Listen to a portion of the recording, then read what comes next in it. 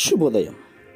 Global బెతేనియా Calvary ministry తరపున ఈ ఉదయకాల సమయంలో మరొక్కసారి మీ అందరితో కూడా కలుసుకొని దేవుని యొక్క పరిశుద్ధమైన మాటలు ధ్యానించుటకును దేవుడు నాకు ఇచ్చిన విలువైన అవకాశమును బట్టి దేవునికి ప్రత్యేకమైన వందనాలు తెలియజేసుకుంటూ ఉన్నాను.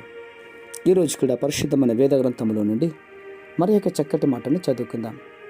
1 కొరింథీయులకు రాసిన పత్రిక 13వ అధ్యాయము 7వ వచనం నేను చదువుతున్నాను. దయచేసి గమనించమని ప్రభు పేరిట మనవి చేస్తూ ఉన్నాను.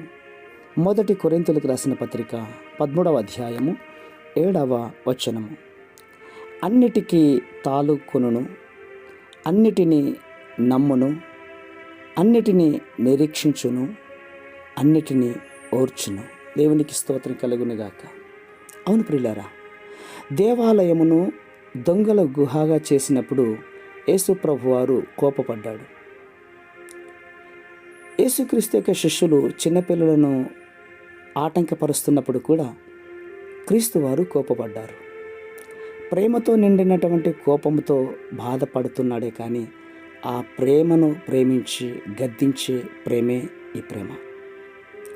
ప్రేమ అపకారమును మనసులో ఉంచుకోదు. ఇతరులను చేసినటువంటి కీడును, ఇతరులపై ఉన్నటువంటి కోపమును మనసులో ఉంచుకొనదు. అవును, ప్రేమలో తప్పుల యొక్క లిస్టు ఉండవు ప్రియులారా. ప్రేమ కలిగినటువంటి హృదయం ఎప్పటికప్పుడు క్షమించి మరిచిపోతూ ఉంటుంది, కానీ మనస్సులో అపకారం ఉంచుకోదు. ప్రేమ దుర్నీతి విషయమై సంతోషపడదు, సంతోషమందు సంతోషిస్తుంది.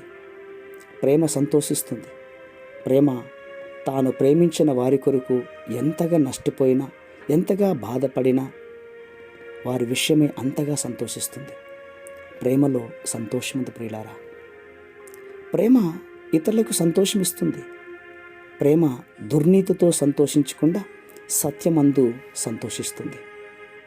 మనము మన బిడ్డలను ప్రేమిస్తున్నాం, కానీ ఆ బిడ్డలు పాపం చేస్తే మాత్రం మనం సంతోషించలేం. దేవుడు కూడా అంతే.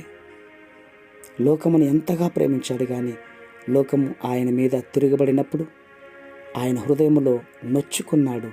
వేదనతో కూడినటువంటి ప్రేమతో బాధపడ్డాడు.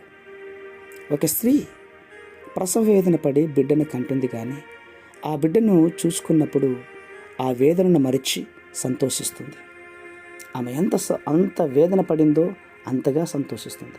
అలాగే ఒక పాపి ఒక వ్యక్తి పాప పాశ్చాత్యంలో ఎంతగా కన్నీటితో దేవుణ్ణి వేడుకుంటాడో, ఎంతగా ఉపవాసం ఉండి ప్రార్థిస్తాడో, ఆ వేదనతో తన పాపమును కక్కి వేస్తాడో, ఆ పాపమును ఒప్పుకుంటాడో, అంతగా ప్రభు ఇచ్చే పాపక్షమాపణ పొంది సంతోషిస్తాడు. ప్రేమ అన్నిటినీ తాలుతుంది, అన్నిటినీ భరిస్తుంది, అన్నిటినీ క్షమిస్తుంది. అట్టి ప్రేమే నేనా యేసయ్య ప్రేమ. ఇది మనందరికీ కూడా శాశ్వతంగా ఉండునుగాక. ఆమేన్, ఆమేన్, ఆమేన్.